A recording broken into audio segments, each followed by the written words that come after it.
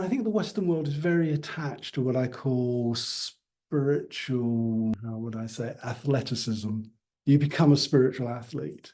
You reach that sort of kind of hermit summit of the crest of the mountain or whatever it may be, and you're alone doing it.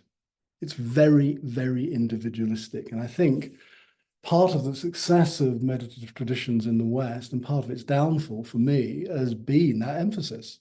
It feeds into the individualism in the West. It feeds into that self-competitive, aspect of our psyches.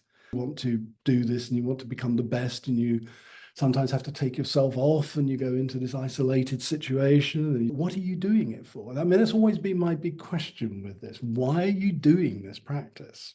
The Buddha was a wandering ascetic. There's no way of getting around that, historically. He encouraged others to wander alone, but they ended up living in communities. That was the interesting thing because of the success of the movement. And so they had to find ways of living together. That was the big task. I don't see that it has any purchase on life if you separate it from the ways that you behave.